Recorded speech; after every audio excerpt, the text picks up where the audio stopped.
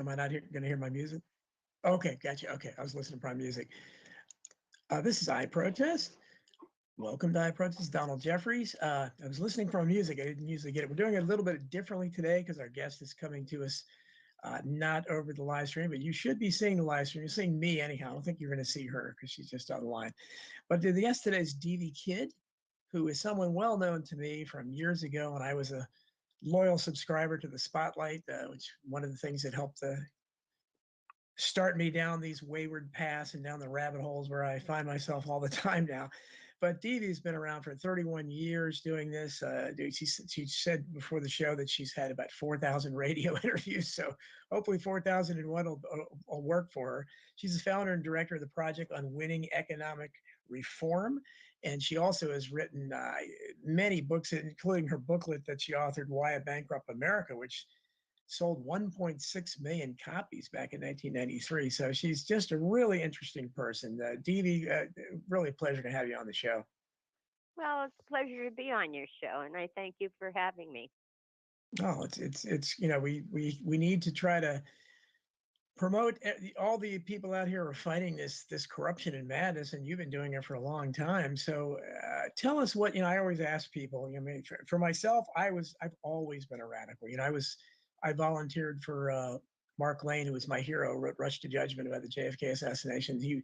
I volunteered for his group, Citizens Committee of Inquiry, as a teenager, and from there, so my entire adult life has been spent, in these conspiratorial type waters. So I've never been, so-called normal, and then I got awake, and I was awake then. Were you ever somebody who wasn't awake, and what was the triggering mechanism for you to make you understand what's going on all around us? Well, I mean, I was just like everybody else out in the country, pursuit of life, liberty, and happiness. When I'm in my senior year in high school, I became a photographic face and hair model, and I did that for years. And got married and had my daughter, and I'm very proud of her. She's a professor who teaches physics at a university in Colorado, and but it wasn't until I was 40 years old, and my late husband was a colonel in the U.S. Army, and I went to work. It's for military wives, you always try to get on at one of the nearby bases, and so I did get on at Oakland Army Base in Oakland, California, and that was my first taste of really how rotten the federal civil service system is. And when John was transferred to Fort Carson, he was DEH at Fort Carson. I got on at Peterson Air Force Base, and it, there was no job. I came in as a GS 11, which, you know, GS 8s and 7s, they hate that. Mm-hmm. They hate the fact that you didn't come in at the bottom of the rung of the ladder, but Right. there was no job. My stupid advisor, Sandra Brown, she wanted to be promoted up up the line, and to do that, she had to supervise one person. But the job that I left at Oakland Army Base, I supervised 132 people, and I was in charge of a budget worth millions of dollars. But as soon as I got on the job, I discovered there was no job. It was just pushing paper around. And, I told my husband, I said, the guy next to me, he sits there all morning calling um, parts places because he restored old cars. And so on the government's dime, he's Yes. he's looking for parts. And Mhm. then the other guy, these were all engineers. And then the other guy at the other desk who flunked the engineering test three different times. He sat in the morning reading titty magazines at his desk. And so after 3 months, I said, I've had it. And I went to the JAG office at Fort Carson, and I told them what the problem was. And so they told me to go to the personnel office at Pete Field because I was at Peterson Air Force Base Command NORAD, Mhm. long words. Um, and the civilian told me that they were going to fire me. And I said, Hmm.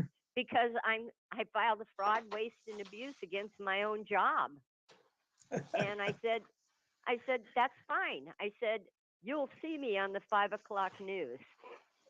And so they transferred me to contracting, which I stayed for another 9 months, and I loved it because I my contracts were in places like Cheyenne Mountain, and it was just way so cool. But I wrote a book about it, Federal Civil Service. I had one book before that. It was called California Construction Lending and the Law, because at the time I was a senior loan officer with the SNL in the San Francisco Bay Area, and I handled construction projects over $500,000. But I knew that I was going to, be let go, and so I wrote a book about it. And I was at the in the book publishing industry every year they hold a big convention, and it's on the West Coast one year and the East Coast the Yeah, next right. year. Hmm. So we lived in Colorado at the time, so I went to LA and my publisher was there, and nobody was coming to our table because Arnold Schwarzenegger was there, and a bunch of the Gulf War experts, heroes and all of that kind of stuff. Hmm. But the that's when I really started to find out.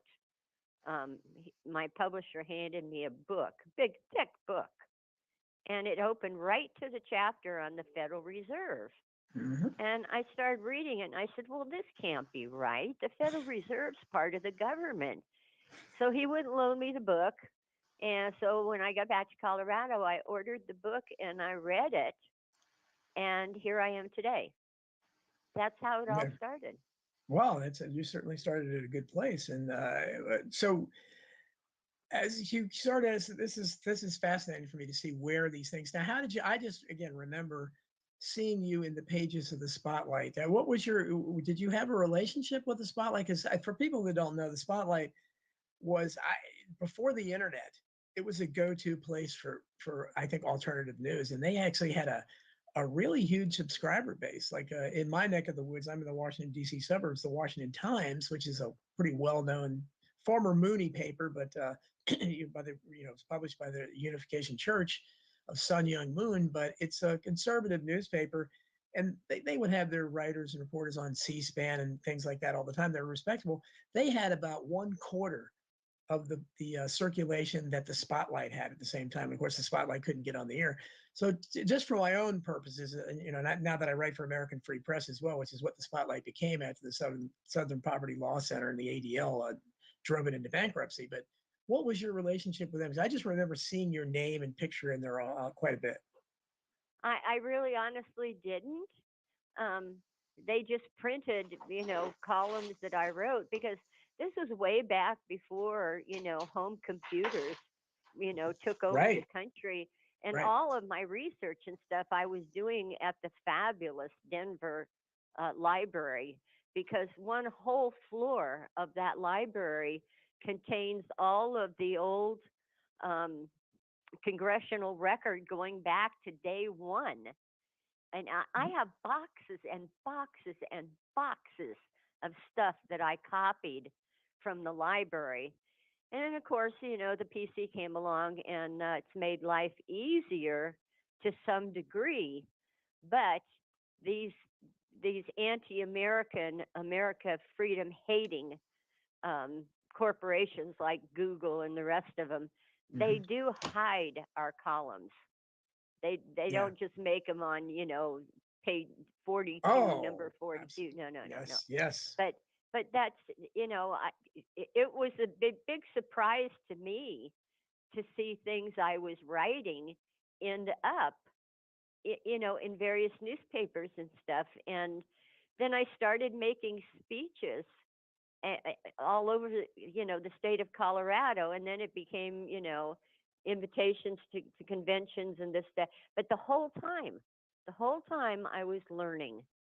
That's it, in 1993. That's when I became, well, actually 92, the end of 92, when Bill Clinton was allegedly elected. Mhm. My husband put in his papers to retire. He refused to serve under Bill Clinton. And I'm glad because right after he put in his papers, they announced, that his replacement was going to be going over to Kuwait. So, I was glad that he didn't have to go over there. Not that he didn't want to serve because he was in for 27 years, but he felt that, but he refused to serve under Bill Clinton. But the whole time, all this time, I'm learning.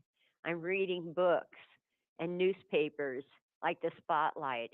Mhm. And the more I learned, the more I became terrified of the plans that were being played out right underneath our nose. This Right. is Satan's pimps were busy while we're, doing our, citizens' duty and going and voting every 2 years and trying to determine, if an incumbent or a challenger was, going to do the right constitutional thing because I have been a maverick for most of my life, always asking questions and I never let, people push me around. That's just, you know, I'm very different from my four brothers and sisters. And when I went to Georgia to take a survival training class and brought back the pictures of me with my um, uh, Black Knight compound bow and stuff, my mother just about fainted. she could she couldn't believe what was. She said, "What are you doing with that thing?" I said, "I'm learning how to stay alive, mother." But so it just kept building and building. But that's in late '92. I actually wrote "Why a Bankrupt America" in my head. I laid there at night thinking about it, and I finally, and this is a true story. It shows you how the Lord works.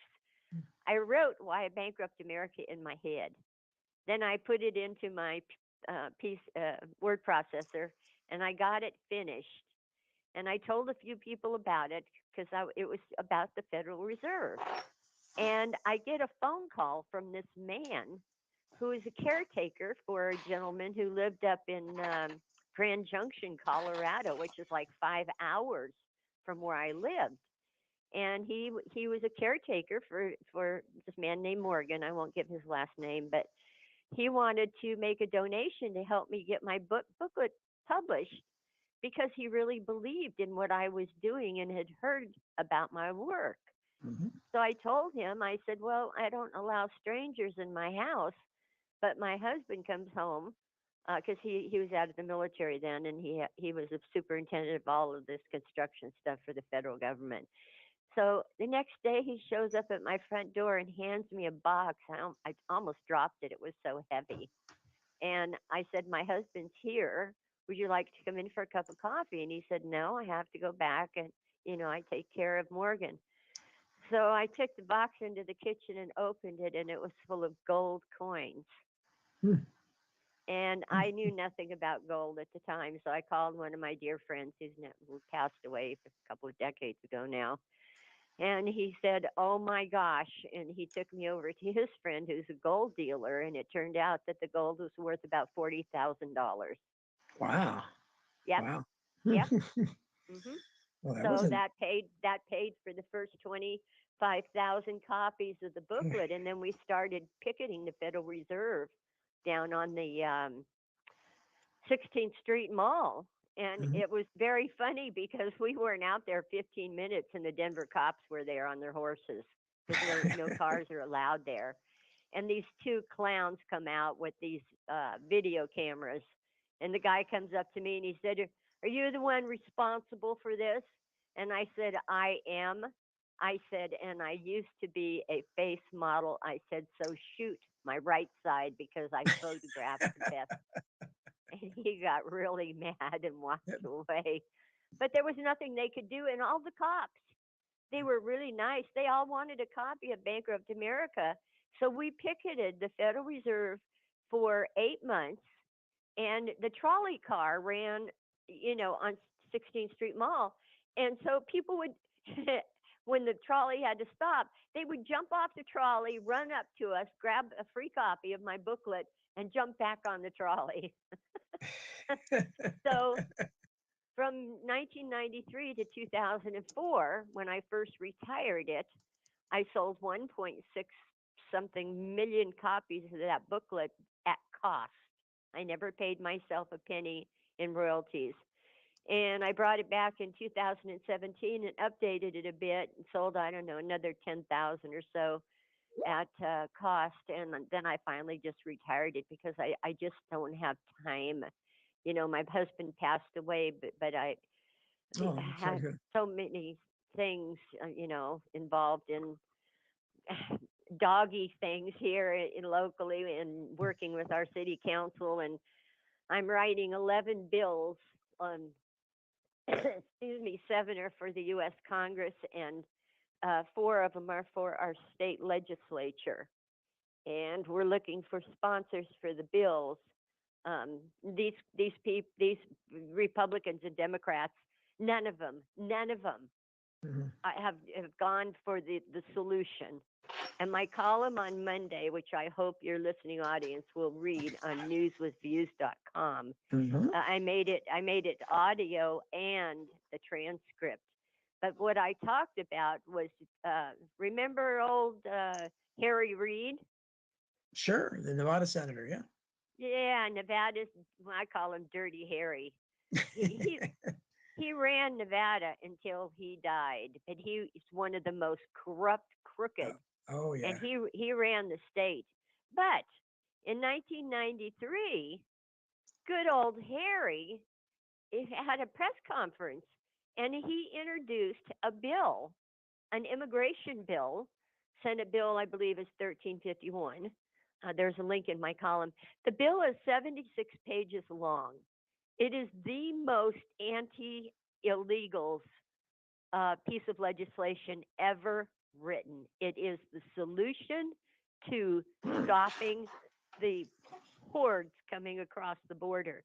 And Dirty Harry talked about how illegals, the crime rate and the drugs and all of that other jazz.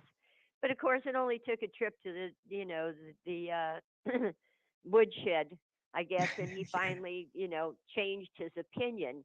But to this day, and I sent to President Trump 3 months after he was elected, and a dozen senators and House members who claimed to want to fix the problem with the border. And I said, you have control of the House, you have control of the Senate, and you have a Republican president. Reintroduce Harry Reid's bill, get it passed, and this is what the bill does is it cuts off all welfare. Right, that's the solution. Just if you cut the government benefits, you won't have to deport anybody. If you cut all government benefits and base it onto immigration status, that's the solution. Mm, It's the permanent solution because it's not just the state, feds, is also the states. No free medical, no free Right, nothing. right. Nothing, and it also addressed a very important thing, and that's that the I'll say legal myth of so-called anchor babies, Hmm. because in that bill, and whoever wrote it was a very smart attorney, but it was very explicit in saying that uh, babies born of illegal aliens are not U.S. citizens just because they're on U.S. soil. Right. Now, years ago, here in Texas, where I live, we passed, our legislature passed, and the governor signed a bill where if the mother was from Mexico or Ireland or China, it didn't matter, and had a baby on U.S. soil and could not prove that they were in this country legally, there no birth certificate would be issued for that baby. Boy, it's a shame. Something that like it's a shame that we couldn't get something like that through. But isn't that the disappointment? The Republicans had both houses of Congress then. Obviously now, I'm wondering. You said you're writing all these pieces of legislation or all these proposals. Do you have any like is Marjorie Taylor Greene or anybody? And do you have anybody that gets back to you in Congress? Well, I just started doing this because I belong to I'm registered no party since 1996 because I got Right. royally screwed when I ran for Congress. Oh. There is no question it was a complete and total steal. And Hmm. I don't say that as a sore loser, but we proved it. Hmm. Um, and I said, I will not run again as long as there are electronic machines controlling the election. Right. Right. But um, so I belonged to our Howard County GOP club for the last 3 years. Hmm. And these are the nicest people you'll ever want to meet, just the salt of the earth. And Hmm. I live in West Texas. The Second Amendment is king out here. 2 miles from where I live, you can see cowboys, on their horses chasing their cattle and stuff. This is also the Permian Basin. We have enough oil here for the next 200 years. Hmm. So I have been Hmm. educating these people for all these years into you don't just get together and talk. There Hmm. are things we need to get done. So I am this year. I am a state delegate to the GOP convention, Oh. June the 16th in Houston, and I've been, and I couldn't do it last year because of the pandemic. The year Hmm. before, Right. I was out of the state, and the year before that, um, well, I forget what happened the first year. I couldn't do it the first year, but this year I could. But then in for the first time in 30 years, I actually got sick in February. I had severe pneumonia and was in the hospital for a week.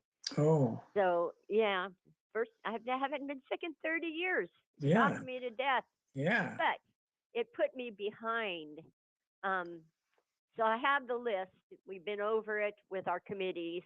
You can't do this alone. One person can invigorate 1,000 people, but it takes one person with leadership to get the Right. show rolling. Right. So we had our state convention or our county convention. We chose our state delegates, which is I'm one of them. Um, 2024 is going to be critically important because when you're a state delegate, you automatically are a national delegate that goes to the excuse me, the national convention for the party.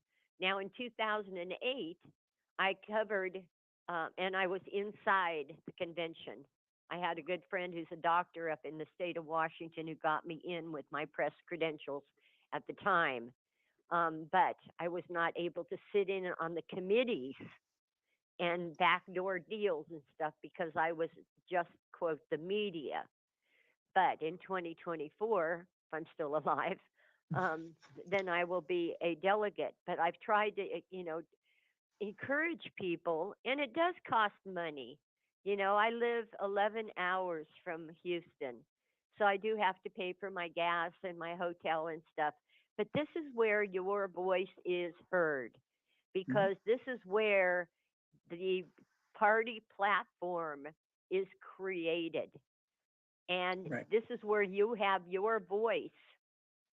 Even if you're an independent, you can attend. I'm not a Republican, and yet I'm a delegate at the Republican convention. But this is where we can start cleaning up because I mean the Constitution Party they have a wonderful agenda, but this is no different than after Trump was cheated. That remember how it swept across the country? Oh, we're gonna have a new party. It's gonna be the Trump Yeah. party, and we're Yeah. going. Well, all of that sounds very good.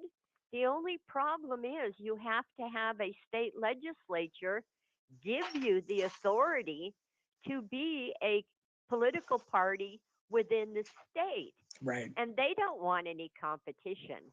No. So until this whole thing, just collapses, we're stuck with the two parties. Yeah. But getting rid of the old guard like, human garbage like Mitt Romney and Lisa Murkowski Yeah. and Susan Collins, who are responsible for this Liz Cheney. horrible creature Yeah.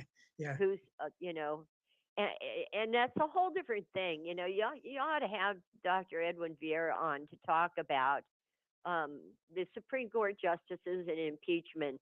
He wrote a book, and it's not very thick compared to these thousand-page tomes that Edwin normally writes, but it's called How to Dethrone the Imperial Judiciary. Hmm. You hear these people in the media all the time.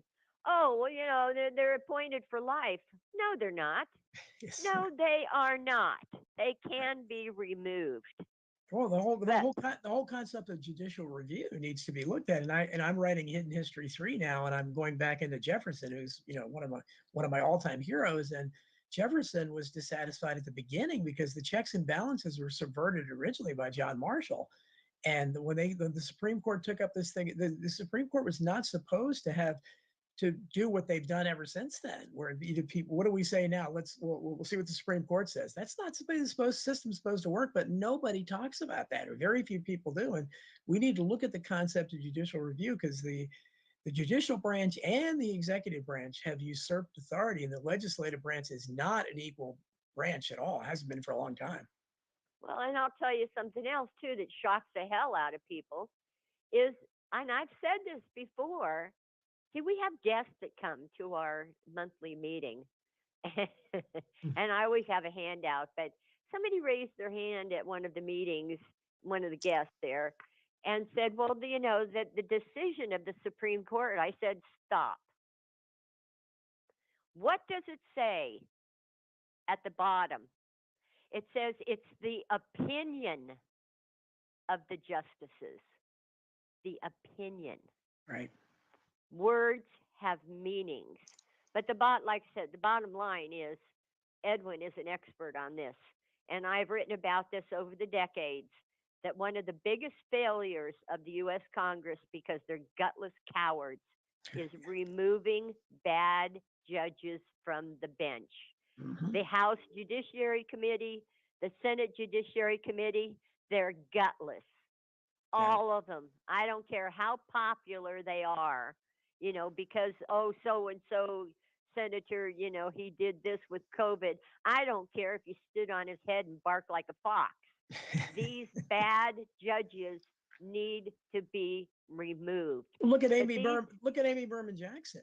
Who was presided oh, over Roger Stone's show trial. I mean, I'm sure you know this, but for those of you who don't, the foreman of the jury was a Democratic activist who I think had run for Congress and was during the trial was tweeting out and on social media making anti-Trump and anti-Roger Stone comments. That should have had the mistrial declared, and if Roger Stone was a serial killer, the judge did nothing, and when they appealed it later, she got to decide and just said, I mean, how do you let a juror do something like that? you It's an don't. outrage. Yeah. As a member of Congress, you stand up there, even if it's only broadcast on C-SPAN, and you stand up there with a document in your hand. Here, I have written the articles of impeachment for Judge Flapdoodle.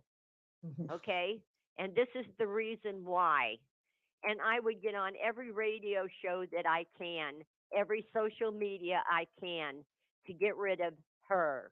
She should have been removed from the bench. Never mind appeals. You either get tough with these people or you don't.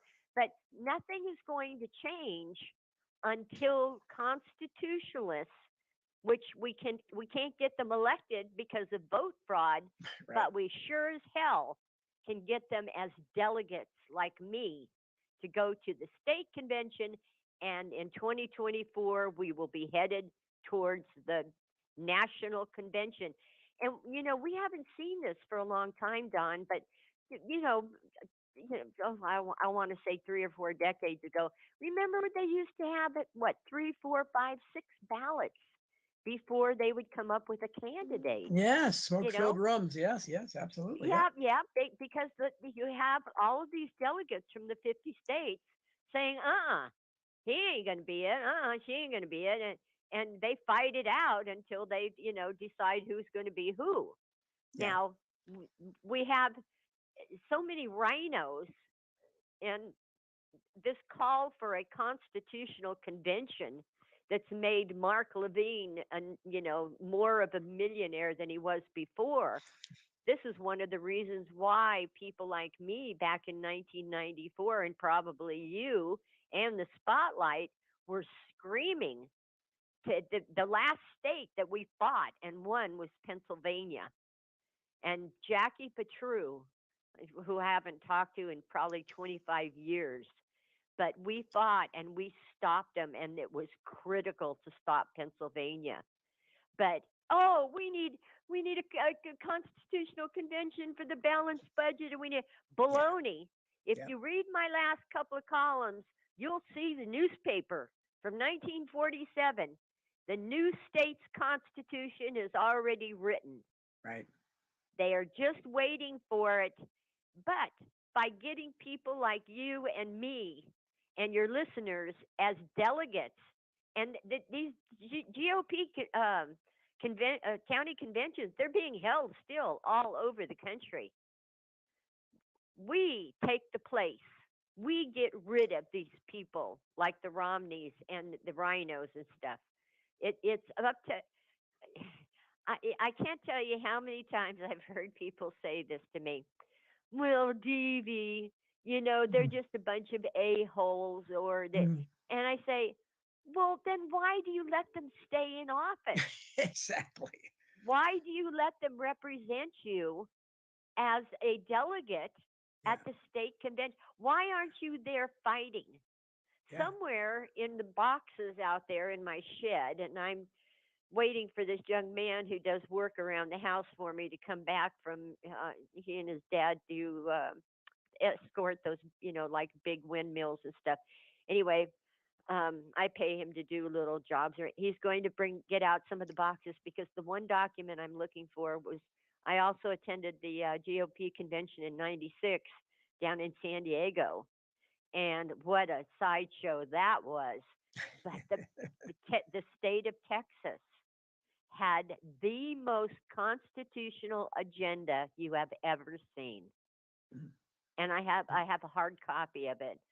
Um, and I get it published. I will get it published up on my website because I want people to see that even back then there were Republicans who were true constitutionalists, Sure. Well, and this is. that was in '96. That was when Buchanan challenged Bush, right? Well, Bob Dole was the Or no, was the, Bob. Yeah, he won New Hampshire, and then they cheated him after that mm, because the vote fraud was there. I mean, Buchanan was outright cheated in Arizona after a massive attack by the Republicans and everything. So that was disgraceful after he three won New weeks Hampshire. be- 3 weeks before the primary in April of 1996. I was 5 percentage points behind the establishment's uh, incumbent Wally Herger. Hmm. Now I ran in the second congressional district. In one of the counties, the district attorney had a special fundraiser for me. Said we need to get this woman into Washington D.C. The newspapers were printing they sent their greenest reporters to cover everything I said about the Federal Reserve and getting us out of the UN and getting us out of NATO and everything else. Yeah. Come primary night, when I went to vote with my mom, my name wasn't even on the ballot in the biggest county in the Oh, district. jeez. Huh. Yep, yep. Wow. And the next day, then there was nothing that could be done. I mean, there was nothing that could be done. By 1 minute after 8, the former reporter, oh gosh, I forget his name. I'll remember it in a minute. Peter Jennings.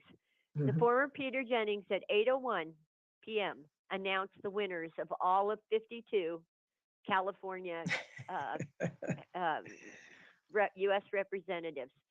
His numbers, the percentages were not off by even a half a percent by four Well, o'clock in the morning when that's the yeah. Secretary of State stopped. And the next morning, I had a woman contact me from um, what the hell's the name of the county up there? I forget. Anyway, she'd worked at that precinct for about 10 years, every primary and election night. And I never asked her if she voted for me, but she was very upset.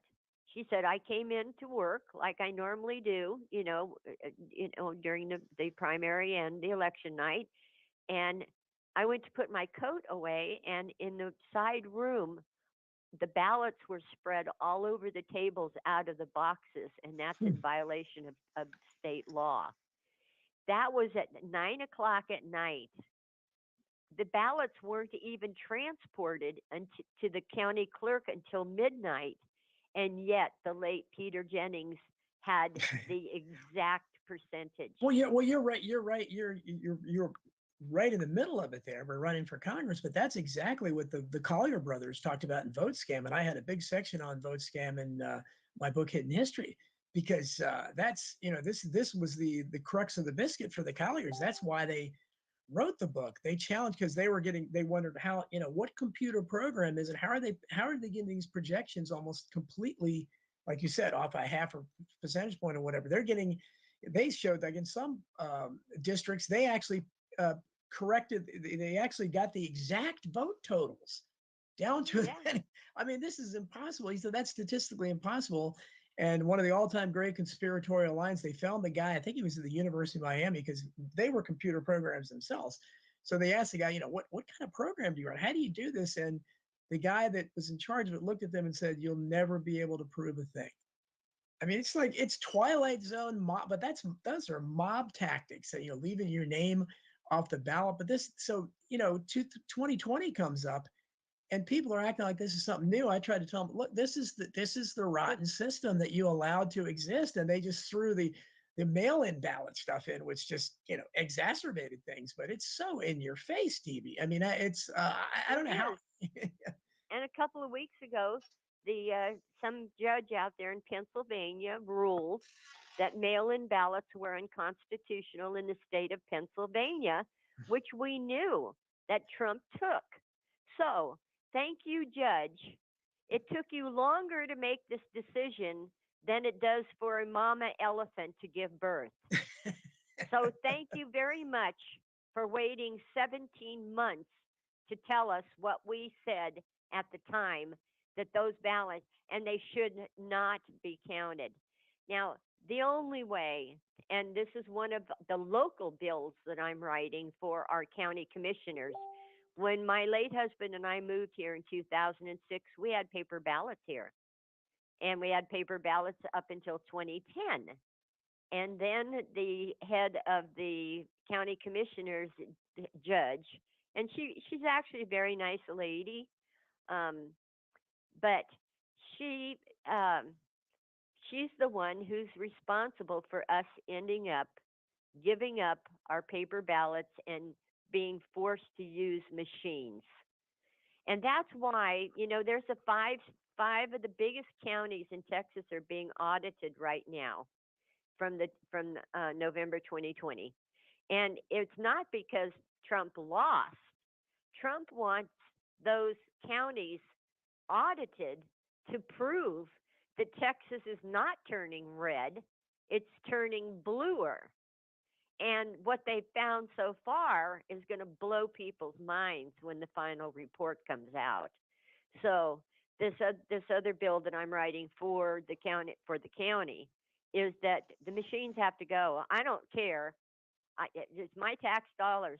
I don't care if you paid 350,000 bucks for them. I don't care. People, the Americans never used to have a problem with waiting 4 or 5 days to find out who was going to be the next president of the United States. We didn't have a problem with that. Okay? So Yeah. why should we have a problem with it now? Do you want clean elections, or do you want this damn mess that we've been But embroiled in but they since don't want. November? Huh? But no, they don't. They don't want clean elections, Steve. I mean, I think the last election proved that. And again, I am I'm one of the smallest minority groups in the world. If you listen to me, and I'm a Trump agnostic.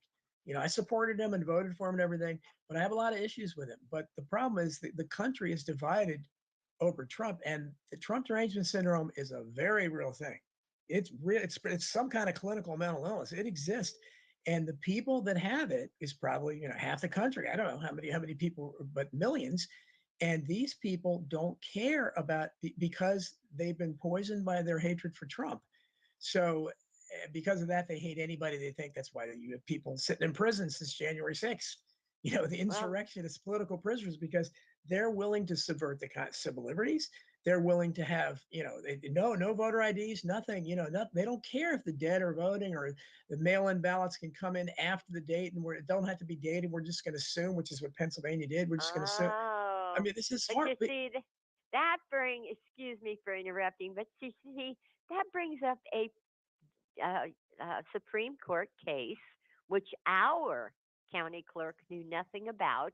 She's a wonderful lady, very hardworking. She runs a tight ship. But I had to ask her because we had our special election, um, just let's see, March the 3rd or 7th or whatever it was. And I said, Jody, this there's only one federal candidate on the ballot, so it's not going to be an issue now. But come November, you cannot count any votes for a federal candidate after 12:01 a.m. And she said, "Well, what do you mean?" And I said, "There's a Supreme Court case called Foster v. Love, 1997. It was a 9-0 decision. One of the biggest cheerleaders of the 9 justices was Ruthie Bader Ginsburg. And the court said that an undecided election of federal candidates, if it's not a, you know, clear decision, that election is void. No ballots can be counted after midnight." And she said, "What happened with Trump? They were counting these ballots coming in at 4 o'clock in the morning." Yes. I said, "That's right, and all in violation of federal law." And so I gave her, the links to the court decision and the link so that she could listen or watch. The Supreme Court actually filmed it so she could watch the oral arguments. But I said, come November, you have Democrats and Republicans running against each other for the U.S. House and the Senate here. I said, no ballots for them can be counted after midnight. I said, you know, uh, John Cornyn, he's just he needs to retire. He's a senator.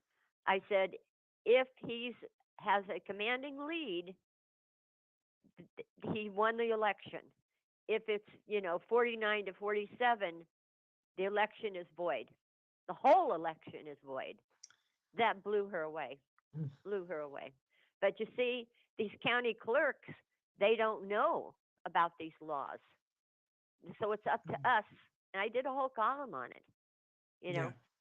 Well, it just amazes me that, and again, I don't really, because I think this is, and I don't like it. I think Trump makes a mistake, and everyone makes, by just saying that he personally was robbed. Yeah, he was the victim of losing, but the problem is the system is broken, it's corrupt, and they, obviously wanted him out of there. But the idea that you can have what happened in Pennsylvania, where they just and other places too, but we saw that with the mass decrees as well, decrees and mandates. They're not legislative terms. They're just a proposal to change the mail-in ballot procedures in Pennsylvania.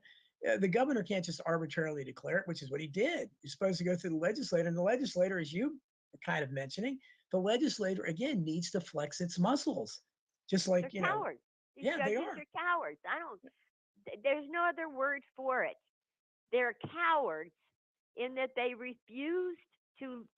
I watched the hearings, what was the trial, I guess you could call it, for Trump out in the state of Nevada. Yeah. Now, that's an elected judge who was out there. And this particular attorney, I forget his name, he had 9 binders full of evidence. Yeah. More than 20,000 people in the state who no longer lived in Nevada sent in their ballots from different Yes. states. Yes. And the judge ignored it. Yeah. Here, I brought my brother here from California in August of 2019. He's severely disabled and he couldn't, take care of his house or anything anymore. So, but a whole a packet of, of the ballot for the presidential election came to my brother here in Texas to vote in California. Yeah. And And that's unbelievable. Yeah. yeah, so the California is soliciting election fraud. Yeah. And I sent it. I made copies, of course, but I sent it all to our attorney general, who's done nothing. Yeah. Well, And what they, our well, attorney general allegedly won his primary last month. Ken yeah. Paxton, Yeah. he's under federal indictment, and the It's, voters allegedly voted for him yeah. by a Yeah. landslide Yeah. against Representative Gomer. Are you kidding me? What a Oh, against Gomer. joke. Yeah. Oh, that's terrible. He's what Gomer's one of the few decent ones out there. But the problem is with any of this stuff, TV, is that they've demonized now the question of voter fraud, and it's associated with Trump, who they have this derangement syndrome about. So you see what's happened in social media. I mean, Trump was taken off of Twitter for questioning it. I mean, this is I don't understand how Americans can be satisfied with not being able to question the results of an election. This is ridiculous, and that's why those people are sitting in prison, because that's what they Well, were that's, doing. Yeah. this country is mesmerized by what they call social media. I've never been on Facebook. I've never sent a tweet in my life. I've never been on Twitter. I've never been on any social media. And I have no problem telling people, in conversations here and there, did you see this? I said, no. I said, social media is a sewer. I said, it does have its good points when you're trying to get provable facts out to people. But the rest of this stuff, the people that do it and send out all of this garbage, that's all they are. They're human garbage. Forget them. Put them to the side. We need you to be change and clean out the party. When Trump said he was going to clean out the swamp, I don't think he had any idea how deep the swamp was. And I had my problems with him too. Yeah. Because some of the bills that he passed, like GMO and stuff like that, Yes. Yes. and I wrote columns about it. I do not worship that man. I don't know him. I will never know him or never meet him. But what he did was, and the Lord works in the ways that he does. But Trump gave us 4 years, to uh, to try to get things straightened out. But the fact that he had to know, they had to know that something was going to be done to keep him out of office. And what they pulled off was unbelievable. Yeah, well, and it's the aftermath that's I think even worse, because the fact, and look what happened to it again. The Washington D.C. had 20 some thousand troops in it for a while. These people are still in prison every, and I'm so depressed at the state of the country. I was going through of course I am too much on social media, but I was going through I had the maximum amount of Facebook friends, and I have a bunch of friend requests backed up. So I'm going through. I just don't want to take the time to go over 5,000 people, but I was, when I see it something, I say, why am I friends with this person? So today this person said something like, should the if your neighbor was one of the insurrectionists in DC, would you turn him into the cops? And like, I'm just looking at all these people. Yes, hell yes, they're traitors. And I think, why am I friends with this person? But there is the mentality out there, and it all stems from the people who were there because of Trump, and they hate Trump so much they're willing to do things like give tremendously long prison sentences to people that did nothing but walk into a building after being waved in by cops. Did you hear though? One good bit of news: one of the guys was let off. A courageous judge said that because they showed the video of the cop waving aside, and he was let off. I don't know if you heard that. I think it was yesterday. I can't remember the guy's name, but so one of the That's January. right, because the judge said, Yeah. and very correctly, when the defense attorney showed the film, it showed the DC cops moving the barricades Right. away Yes. and opening the doors and using their hands to wave people in. And so that judge, yes, he grew a pair and Yeah. he made the right decision. But the rest of these people Yeah. that did the same thing, they are in prison. They've been in prison longer than it's any sentence that they might receive. But this Yeah. is all payback. And this is, there's so many different social media platforms. Remember back in 2004? What was the social media, the hot brand of the United States? It was called MySpace. MySpace. Remember Yes. that? Yes. Yes. I didn't have anything to do with it, but I I knew had what a it was. MySpace. I had a MySpace page, of course. Yes. Yeah. And then along comes this punk, Mark Zuckerberg, who gets Yeah. lucky just like Bill Gates. Yes. And he comes along with this thing with Facebook. And I have told my doctor, I've told my dentist, I've told the city council. I said, why? Why, with all the other alternatives, are you still using Twitter and Facebook and stuff? They sell your information. They're trying to mold people's minds into being happy slaves. I said the best thing that we can do is to, if people stop using them and find something. My cousin lives in South Dakota. She uses something called wee wee or something like that. Yeah. Me. I Me. can We. Yeah. Me. We. me Yeah. wee wee. Yeah. Yeah. Yeah, Yeah. and it's growing very well. And this thing with Elon Musk buying, Yeah. billions of dollars, it's going to make Jack's worth a difference. Yeah. I mean, look at the American people made Jack Dorsey another loon bag, along with Zuckerberg and the rest of these. These Bezos. Yeah. are America haters. So why are you enriching them? Yes, it is a lot of work to move your website from one to social media to another. Um, but is it, or why do you want to keep making them billionaires?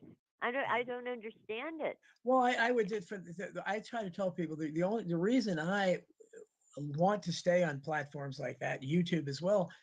None of them believe in free speech, of course, and that's horrible. But the problem is, Stevie, if we go to like Gab and MeWe and Parlor when it existed, those because I've been in all those, and they're mostly dead still. And but the problem is, even if you get something going there, you're preaching to the choir. The only way we can change things in this country is to hope that you get a rant. I've had a few of those that randomly see an interview I did or something, or read my book or something. You have to find somebody who's not already aware of it, and that somehow you say something that sparks them, and they start waking up. And you have that chance on Facebook or Twitter Yeah.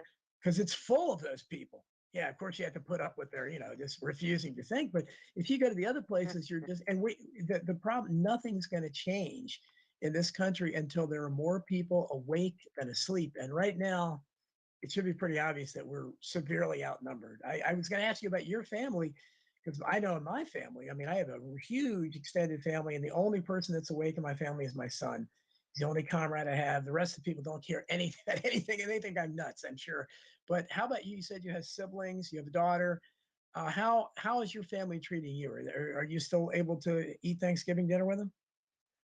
Well, they got both of my sisters live in California. One of my sisters and my cousin, who lives out there, voted for Biden simply because of Keep, Obamacare. They are in the lowest low income bracket, and Obamacare is the only way they can get any health stuff. My older sister and her husband are millionaires. They do nothing. They didn't donate 5 cents to my campaign when I ran. They just oh, said it's a so waste of time. You uh, know, they do nothing.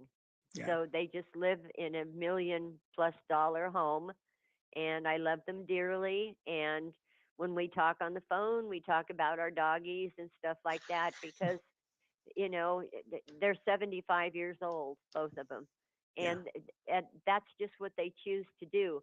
But there's a website called Gen Z. conservative, Zen, Hmm. Z conservative, and it's huge, and these are 18 to 30-year olds, Hmm. and they are big constitutionalists, and they are angry about what's going on. It They should be. want, Biden, but that's great that Yeah. the younger generations like that are now starting to catch on. And after my husband died, he was an amputee in a wheelchair.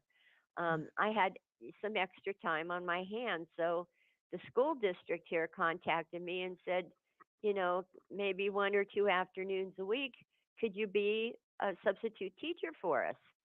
And I said, sure. I love kids. So I signed up for every single social studies and civics class that came available. And boy, did I give it to them for 3 years, every single one of those And classes. they let you do that? They didn't you didn't get complaints? No, and I can tell you this, I only did the intermediate school for 1 year. Those were fourth and fifth graders who were transitioning from elementary school to junior high school, all of them using $700, cell phones, which were not allowed in the classroom, but the minute they got out the door. Yeah. But I had my fill of just a few classes. I said I never volunteered again. I loved doing the elementary classes because those are the first through the third graders, and the kids are just absolutely wonderful. But yes, they allowed me to do that. I'm Well, that's am cool. actually quite That's known in town. that's so man, I thought I was doing good when my adult education program out here let me teach a course in Oliver Stone's JFK for several years. I can't believe they're paying me to do this. But Well, they, I did, my very, very best, and nobody ever said anything.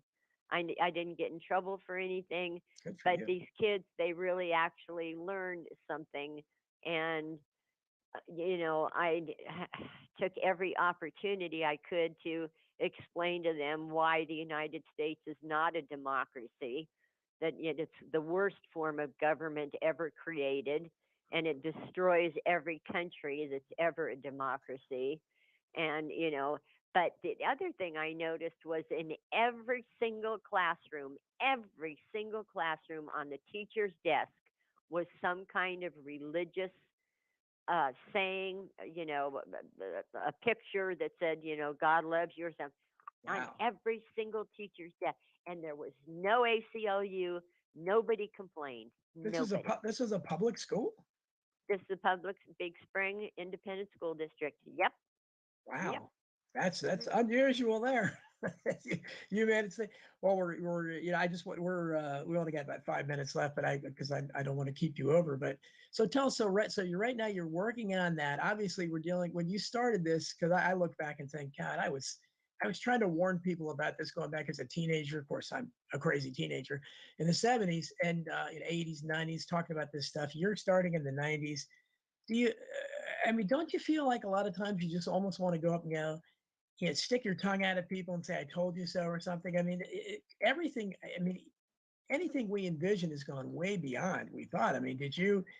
I didn't think about fact checkers and the crazy stuff we see now and there's the anti-free speech that is everywhere where people are literally the cancel culture, all this. But do you feel like you want to tell people I told you so? And I'm a little bitter that, nobody acknowledges how right we were. No, I don't because it just goes right over their heads. I call them the unreachables. If God Himself stood in front of 1,000 of these unreachables and said climate change is a hoax, they Yes. wouldn't believe God Himself. Yes, They, you're right. it's called brainwashing, and I've read several books about, and the Soviets were the very best at it. They Mhm. took, the children and they washed their mind and started implanting the propaganda.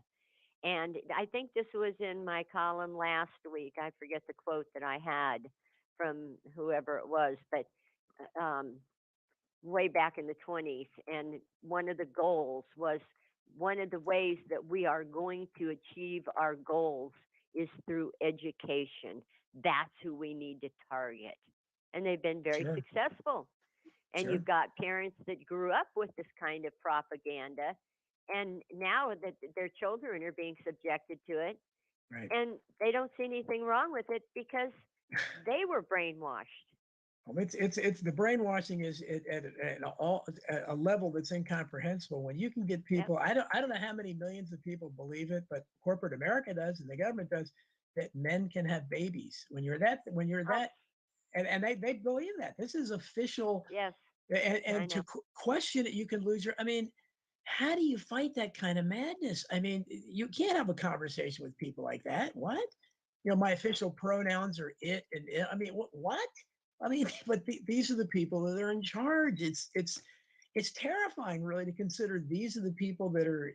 I guess I'm glad I'm not as younger, because if I was still, really having to earn a living in the workforce out there, I'd be because I wouldn't be able to hold my tongue ever. I wrote You about know? that last year. I said, you employers out there had better watch out because these people are mentally ill and they're going to file lawsuits against you. So you had better man up and your defense. You bring in these psychiatrists who all say these people are mentally ill. Instead of glorifying this, these people need to be treated with compassion, but also they need to be treated because they have been led to believe that this garbage. I saw this little quick TikTok the other day of this mother who said her daughter apologized for not referring to her mother as they. Oh, And I God. thought this is child abuse. Ah, it is. I saw another mother, the good-looking young woman, and so hiding the evil inside. She's holding up her baby and saying, "My baby is gay." Saying, "My dad says we have to wait." No, he's gay. And I thought, what? What? I mean, what kind of monsters are out there? What is that? I mean, I don't understand. It's one thing to say, if your child is gay, you accept them and still love them, but to sit there and wish and declare that, I don't get that at all. Well, I've written enough columns about it that are quite frank. And I've said in my column, okay, mom, you're proud of your teenage son having sex in another man's SHIT. What a thing to be proud of. Because what is it that you think homosexuals do? Do you think they lay down next to each other and trade baseball cards? They shove their fists up each other's anuses. Yeah. And this is something that you're very proud of. I haven't minced any words in my columns. Well, I could tell you are quite the firecracker. That's what I would call you. You are really something. I think we all lost something when you were cheated out of a position in Congress. But in the minute or so we have left, why don't you give out your links again and promote anything you want? I got to have you back again soon, because there's so many things I wanted to. Because you're fascinating. I love listening to you on Rents. I love reading your columns way back when in Spotlight, and lots of things we can talk about that I didn't get to today, because there's just so much out there. So give out your links and promote yourself. Tell the people where I can find you. Plus, I got to call a plumber. Um, Right. my website is my name, which is Devvy, and it's D is in Delta, E is in Echo, V is in Victor, another V as in Victor, and a Y as in Yankee, DEVVY.com. And when you click on that, you on to the right hand side, it says columns or articles, I forget. And you click on news with views, and that's where all the archives are. And I've been writing for them since 2002, probably close to 15 or 1600 columns, plus columns for WorldNet Daily and Federal Observer. And I don't write for them anymore, the last two, because I just don't, time, just gets away from me. I'm getting old.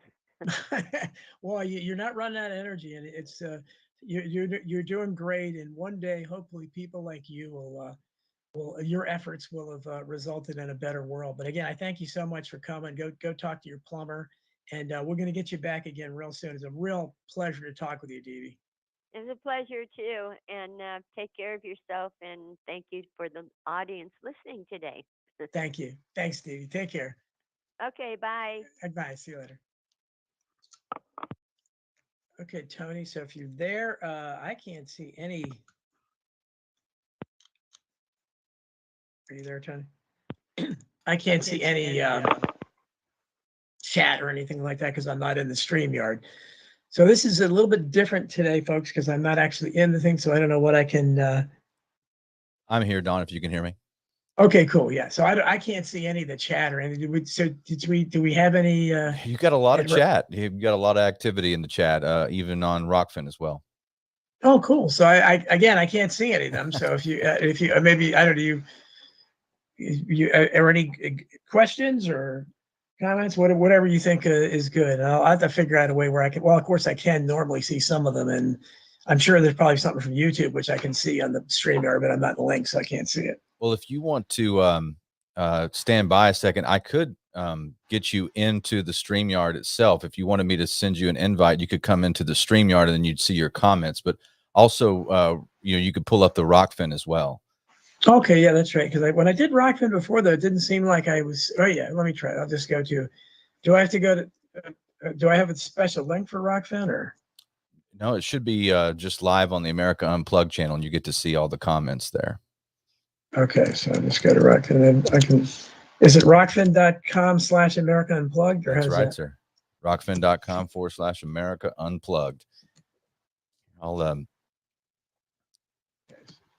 yeah, so Devvy Kidd is very interesting. I had to have her back on. She's something. She's been around for a long time. She's a firecracker. I love her style. I used to love listening to her on Rents. That was a great interview. Yeah, she's really, and we didn't. I wanted to talk to her about Flight 93 because she was one of the first ones that she did some on-site investigations, something else too. But I know Flight 93 she did. And I wanted to talk to her about that because I wrote about it in Hidden History 3. And but I didn't get to it because obviously she's, we talked about all kinds of other stuff. Okay, so I'm on the America Unplugged page. How do I find the chat? Where's that at? Should be it. You just have to be on the latest stream, which is your stream, which is I Protest with Donald Jeffries. And then okay, right there, live. Okay. Yeah, I'm going into the stream now. And just make sure that volume's turned down on your end. So. Oh, yeah. Okay, yeah, let me find the volume. Where is it? So okay, and where is the volume? It's left bottom left corner. It has me. Yeah. Okay. Now it's clicking play. Okay. Yeah. Okay. I'll turn the volume down. Okay. All right. Volume's always down. Okay. Good. All right, guys. So I'm looking at the chat here, and if you see anything interesting in YouTube, I guess let me know. Chris Graves, shocker. Chris Graves is there. Chris, I'm going to do a show, Tony. I think I don't know if I'm going to do it on this or the Donald Jeffries show. Peter Seacost suggested. I've actually been thinking I want to do a show with my main three researchers: Chris, Peter Seacost, and Bob Wilson. Be a great show because they've all knowledgeable themselves too, but they provided so much information. I don't know. It sounds it sounds like a prelude to like you're opening up a portal of some kind of a portal of research. Like they shouldn't be. You're assembling all these missing pieces, Don. I don't know. That's a powerhouse. Yeah. So Chris says she's investigated Sandy Hook, OKC bombing, Boss. Yeah, 9/11. I just remember especially Flight 93 and FEMA being in New York City. Yeah. Is audio a bit low for anybody else? Is my audio not good? Fatal Reality says. I think we fixed that. It might have just been those headphones that he's wearing. I don't know. Other people said maybe it's because of the Skype thing too. Could have been. Still a little bit quiet on my fade. Okay, I hope it's better for you. Fade of Reality. Chris says audio has been stellar the entire time. Might just be my headphones then. Okay. Go Devvy, absolutely. Okay, she's done some great work. Yes, she has. Jim Garrison. Hey, good to see you here, man. Really admire your work. After midnight, we're going to let it all hang out. A quote from Eric Clapton. Hey, I've got newfound respect for Eric Clapton now. It's a great conversation. Gardner Goldsmith says, thanks, Don. Thank you for listening. Did you ask Devvy why she's not on with Jeff Rents? Felix, nice to see you. I didn't know if I wanted to stare. First of all, I don't know if that's the case, that she's, you guys are telling me that. I don't know. The problem with these, and Rents is like anybody else, like me or anybody. These feuds in the conspiratorial circles are so, like, I know Jeff Rents had he used to have John Rappaport on all the time. And I don't know what happened there, but, and I think that's why Rappaport was on my show, but then he never answers my emails now. I think because I'm on with Rents. There's so many of these things. So I kind of hesitate to open up that can of worms because of course I love being on Rents and I love talking to Devvy. So maybe I'll email her or something, ask her. I'll pass that along if it's not too ugly to talk about. Okay, so so I'm here. I can see the Rockfin chat. Is there anything in the Facebook or well, we got YouTube chat? got a comment from Luke Atkins on YouTube, longtime listener and reader. Much respect to Tony and Don. I appreciate you including me, Luke. Thanks a bunch. Jim Thank Chambers. you. Jim Chambers says, "Good evening," and sounds good here. He's listening over on Facebook. Cool. Let's see. Thank you. You've got a ton of comments. Georgia Ann, Evie. This is all for the LGBTQP, Don, when you're referring to your last bit of conversation with Devvy. So Okay, it's Georgianne. Georgianne, Felix, great supporters. Appreciate you guys being here.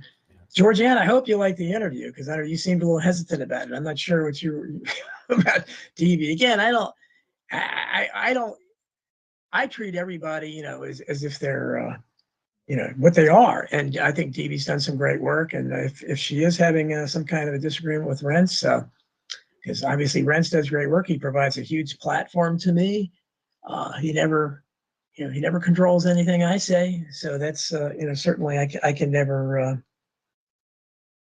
say anything against him. I just wish we didn't have so many feuds. And this is much like the JFK assassination research community. They're really there. I mean, gosh, you so many feuds there. It's absurd. And so I kind of hear a little bit of an echo there. You people, you're not hearing two things, are you, Jeff? I mean, Tony? No. I think that maybe you may want to check your volume again. If you're watching the stream on Rockfin, it Yeah. needs to be all the way down. I have it all the way down, but maybe I can. Okay, I think I just muted it. Okay, so it's better maybe.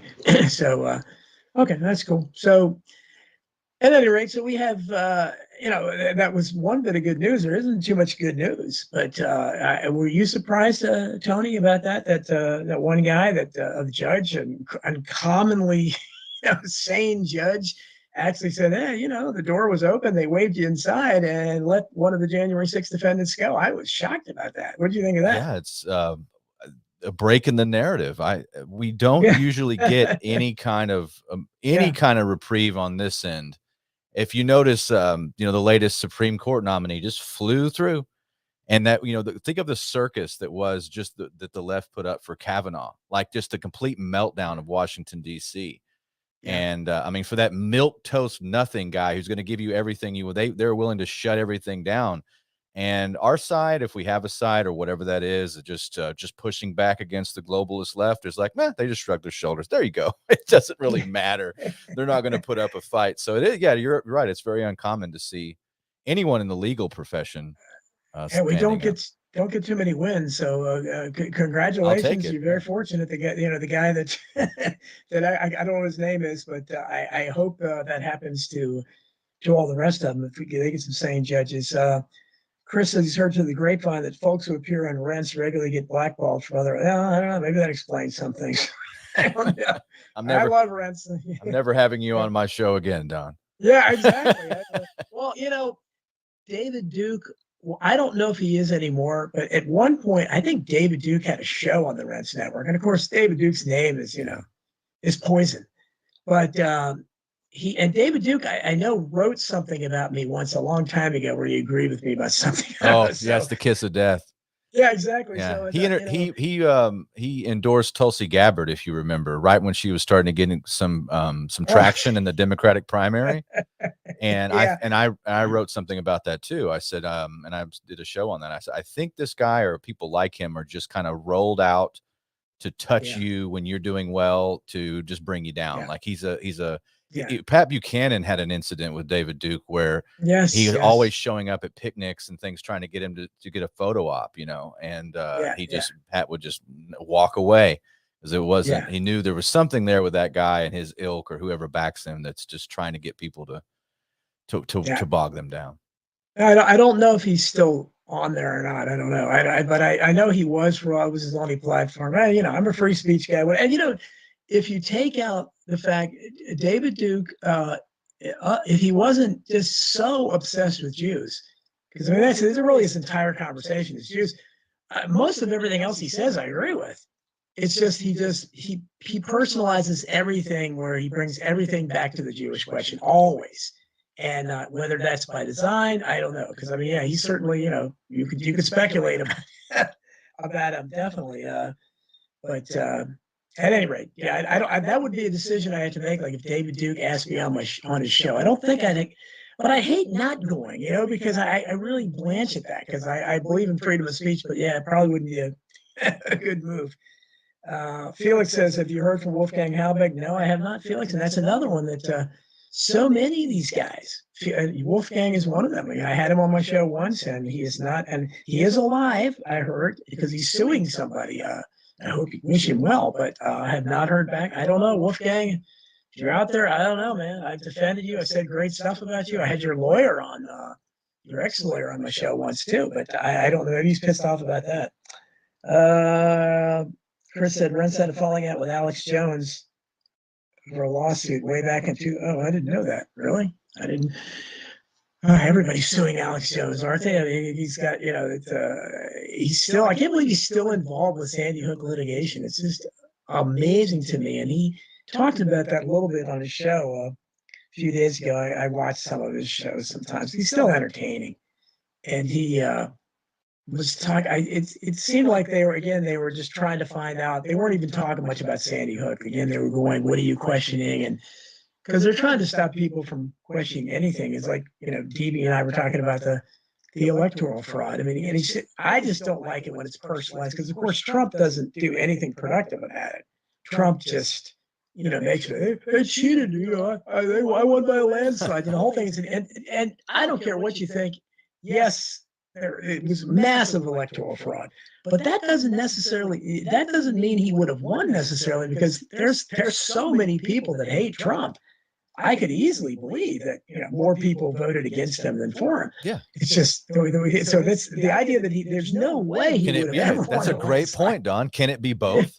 Can it be massive electoral fraud and he still would have lost any? I mean, because if you look at the 2016 election, very interesting. And Ann Coulter brought this up. Donald Trump only won by about 80,000 votes spread over 4 states. That's how thin the margin was. Really, if you really look at the swing states that he won, it's about 80,000 votes. Well, if you got 4 years of the presidency and 1 million new immigrants a year that are legal, that 80% vote Democrat, plus voter fraud, plus the fact that, we were in lockdown, all that, you add all those things up and that 80,000 votes, that becomes a lot more pliable. And that's my opinion. I mean, I don't know. I know in the military, in the Army, if you leave your foot locker unlocked and someone steals the contents, both you and the thief get punished. And to me, that's what Trump did with the lockdown election. He left the foot locker unlocked and then blamed the thief. And I'm like, well, I don't know, but you unlocked the foot locker, sir. So you too bear some responsibility. That's what I think. My humble opinion. Absolutely. And I think that's the problem is that people still, and even as supporters, and I understand why the alternative is so bad now. I mean, we're seeing what has happened since Trump left office. So even though it was a bunch of do nothing tweets, those tweets and him getting in arguments with reporters and saying fake news look pretty good now compared to what we're going through, at this point. Even just the prospect, because there was always this threat that, maybe Trump will come out today and just say 9/11 was an inside job. He was such a loose cannon that was what you were always hoping. Maybe he would. Of course, he never did anything remotely like that. But with the situation we're in, I mean, when you look at these people, when you look at Biden, did you see the video of him the other day where he was at some kind of gathering where Obama was the star, and you felt sorry where he was wandering around and like nobody was paying attention to him. I mean, I've never seen. It was pathetic. I don't even know what that means, but I've never seen anything like it. Supposedly, like he kept tapping Obama on the shoulder. Obama didn't even turn around. Not even turning around. He knows exactly. They have written him off, And like I said a while back, back when the laptop dropped in the 2020s, and when nobody would really pick it up, and the Republicans, I mean, Giuliani had access, they didn't do anything with it. And I thought, they're going to roll this back out again. I think I even said this on shows with you. I'm like, they're going to put the laptop on stasis, and they're going to roll it back out when it's convenient to get rid of Joe. And it's not the Republicans that are getting rid of him; it's the establishment. They're going to get rid of him and do regime change. And by the way, this, Don, probably better than anybody.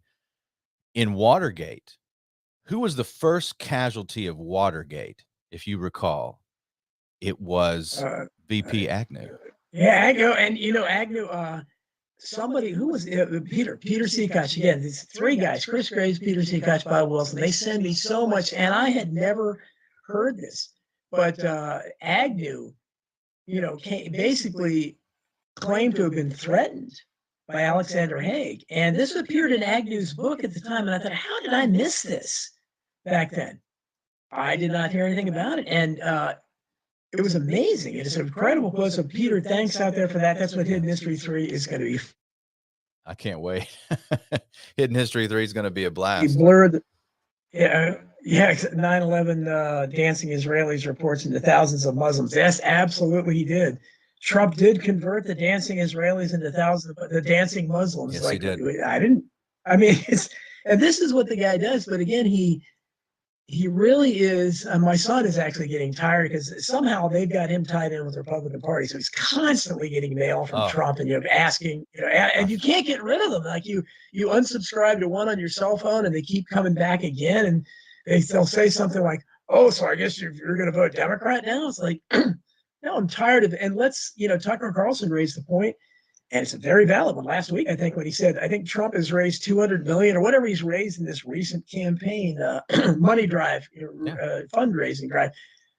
How, he said, are you going to give any of that to the January 6th prisoners who are still there? No. And they obviously can't afford a good attorney. Well, let's see some of that money go to the people who are in prison because of you, and only because of you.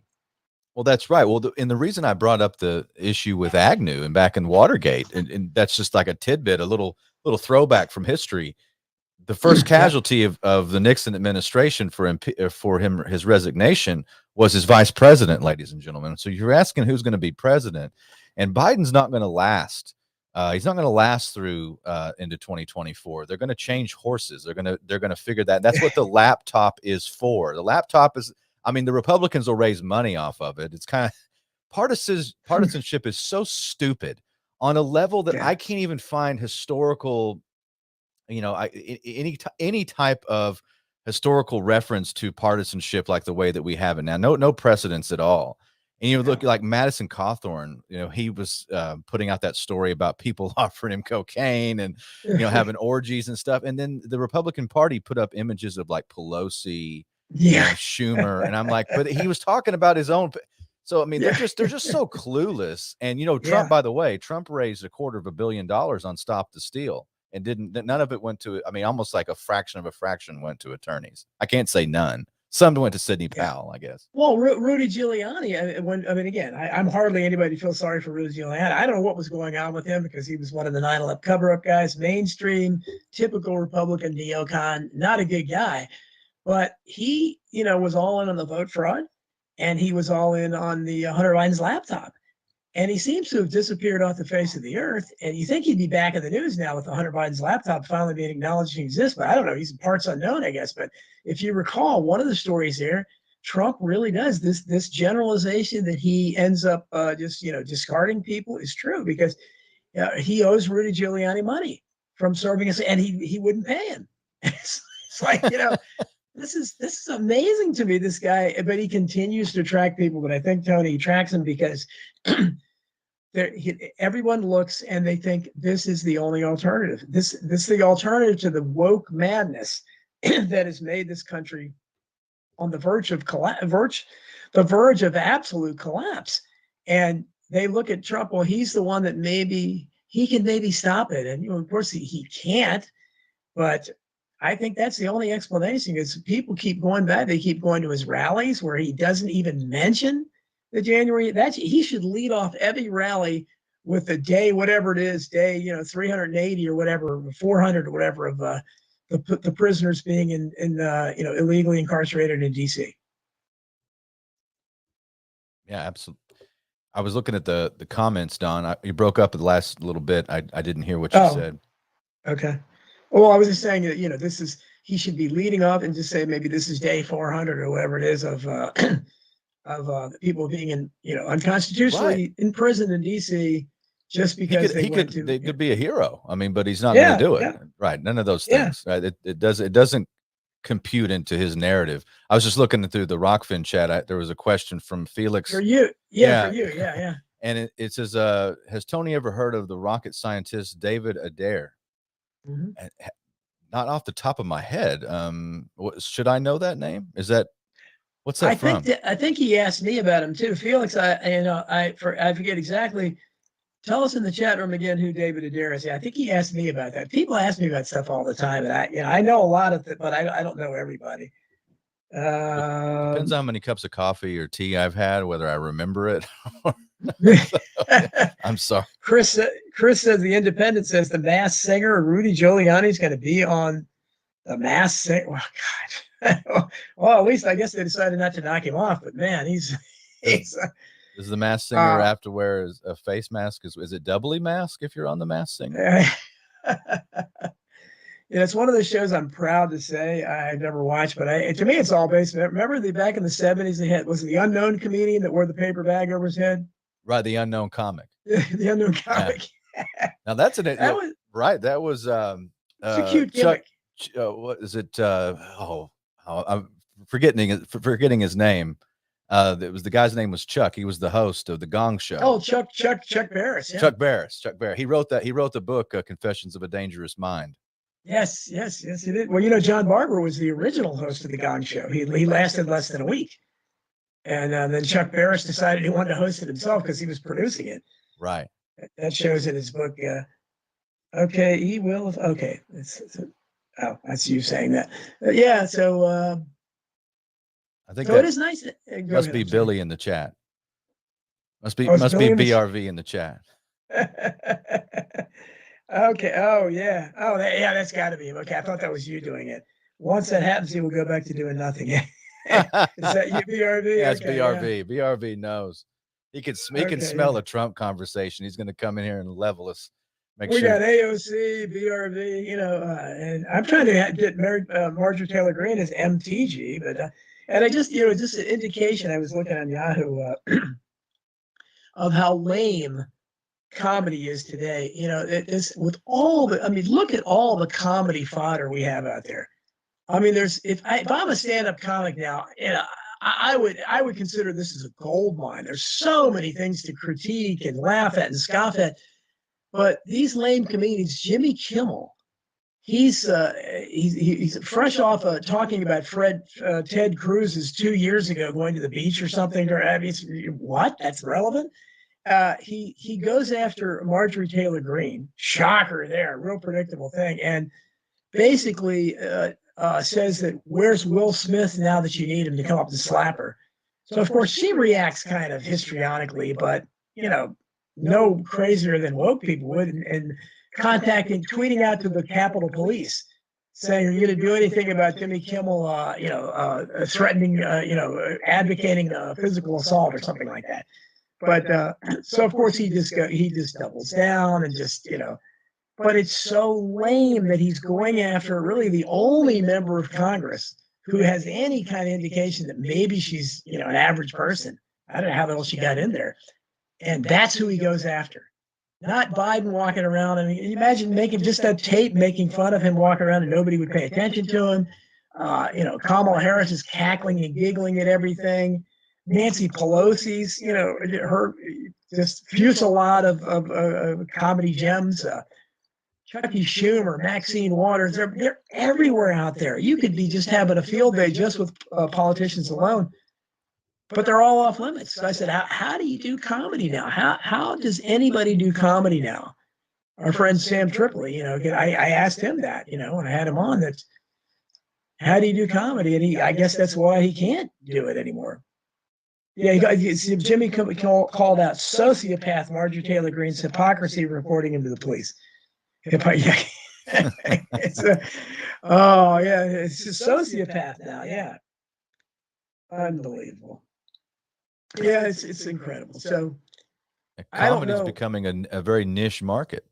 I mean, Mm, you just like talk radio as it kind of devolved into what it's devolved into. But I think a lot of things like even products are going along partisan lines and breaking into to tribes. All yeah, politics aren't local, Don. They're tribal. And I think that's, exactly. They are. but you can't appeal to a larger audience anymore. It's no longer, you're not going to, I No, mean, you can't be original. You can't be a Bill Hicks and do any no, kind, or a George Carlin. You can't do that. I mean, you can. Sam Tripoli's magnificent, but he's yeah, going to be appealing to that, his group, his demographic, and the people that right. right in there, And and the people, and he may get people that are normies too, but he'll never be thrust up on that giant stage like he could have been, 20 or 30 years ago. no, yeah, just even going to a comedy club now, I would be terrified. I mean, I mean, I did a couple open mic nights many, many years ago, and it's scary stuff. But dealing with like real hecklers and stuff, I don't know what that would even be like. But now you're coming up in this climate where the country is so divided, and you know that half the country at least is just batshit crazy. I mean, they're not gonna. They have no sense of humor. And especially you can't make fun of the absurd, critical race theory and the 57 genders, the things that you should be making fun of. You can't do that now. And so I don't know how you do it because how many jokes can you tell about Trump? And Marjorie Taylor Greene. I mean, yeah, that's Felix is okay. Felix, I think David Adair. He's the guy that was the child prodigy that became a rocket scientist. And I'm pretty sure because you gave me his. I'm pretty sure I emailed him and he never got back to me because I would like to talk to him. Chris says North Carolina Proud Boy pleads guilty to January 6th conspiracy charges, faces up to seven years in prison. I mean, where are the civil libertarians? This is an outrage. I mean, if they had broken every window in the Capitol, I don't know, does that warrant 7 years? It's vandalism. I don't. There's murderers that gotten less than 7. Yes. Well, if you talk to average people, unfortunately, there's a lot of people that think that these kind of political things they disagree with, expressing views they disagree with is worse than murder. That's what they believe. And that was proven when a jury recently acquitted that black guy who shot and killed the old white guy in a pickup truck. And his defense was the guy was a racist who said all these racist things to me. So what else did you had to kill him, right? And the jury bought it. I mean, jeez, unbelievable. But Chris says the January 6th insurrectionists. It's amazing people, even in these situations, don't lose their sense of humor. Who stole Pelosi's lectern is hosting a going to prison party because why not? Wow, that is really cool. Good for him. Stealing Pelosi's lectern. And the other, I don't know if it was the same guy that dared to put his muddy boots on, Lady Pelosi's desk. I mean, Andrew Jackson's day, that would have been celebrated. I don't. Absolutely. Yeah, I mean, who's got Pelosi's laptop? He would have. Andrew Jackson would have invited you over. You would have. They had big punch bowls full of whiskey, and there was no guards. I mean, because honestly, I mean, if the one assassin that got close to Andrew Jackson caned him. Like he was trying to kill him. Yeah. It'll make him like Andrew. I mean, Andrew Jackson. He's in some ways he's one of my favorite presidents. He liked war a little bit too much for my tastes, and he wasn't. He liked violence, and he certainly didn't treat the Indians very well. But so I don't like. But he was next to Jefferson. He was the next foe of the bankers and bankers. Yes. Yeah, and you got to love anybody. That's the only kind of post-inaugural event you're ever going to see where it was the People's White House. He invited the common riffraff in, and he caught a lot of hell because they came in and muddied up things and supposedly ruined the carpets and the curtains. But that as a populist, I gotta love that. So the fact that he did that is pretty cool. Oh, Chris says it's a different guy. So it's a different guy that put his boots on Pelosi's death and the one that stole the lectern. again, I don't know what would the charge be for putting your feet on the Speaker of the House desk? I don't know. With that, I'm not sure. Jim Garrison said, I was the Lee Harvey Oswald of stand-up comedy at stand-up. He was a patsy. Yeah, you were a patsy. You were framed. I didn't say that. I was framed. What about the guy who stole Pelosi's laptop and was found dead in his house by his wife? What? Chris, I don't know this. You got to send this to me. Chris finds out everything. And Chris, I don't know if you heard, I'm definitely going to have a show at some point with you and Peter and Bob Wilson, all three, because you guys help me so much, and you guys know enough, and why not, right? I'll produce it anytime. You guys let me know, and I'll take off some time. We'll put the stream together. Yeah, that sounds good. Chris, please send me the source. Send me the link on that, man. That's phew. I figured there was a body count attached to this, but that's a huge one. One who stole these found dead in his house by his wife. Wow, that's I don't know, but it doesn't seem to matter what happens with these things, because people said it was very disillusioning, Tony, when I was this link by somebody who, I said, what, why are these people my friends? I have like 5,000 friends on Facebook, and it's pretty much the same people I see all the time reacting to my stuff. So this person's never reacted. And then I realized, God, it's just, she's completely woke, and she's setting out something about would you turn in one of the insurrectionists if you found out one of your neighbors was an insurrectionist, would you turn him into the authorities? I'm thinking, what?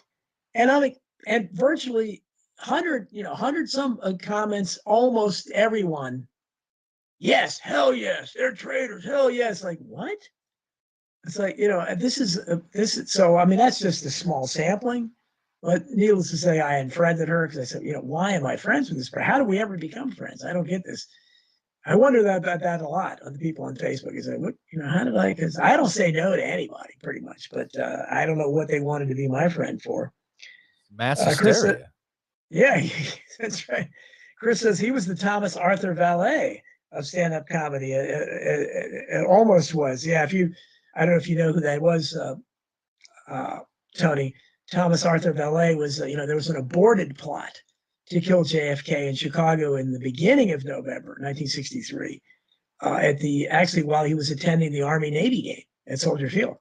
And they had a patsy set up, Thomas Arthur Valet, a three-namer, all good patsies got to have three-namers. And same kind of questionable, dubious background with the military and everything. And they aborted. I guess they decided to go with the Lee Harvey Oswald. All the three names, John Wilkes Booth, Lee Harvey Oswald, Central Intelligence Agency, all these three names. One of the many great, one of my favorite comedies of all time is Green Acres. It's just surrealistic, doesn't get credit for being the groundbreaking show it was.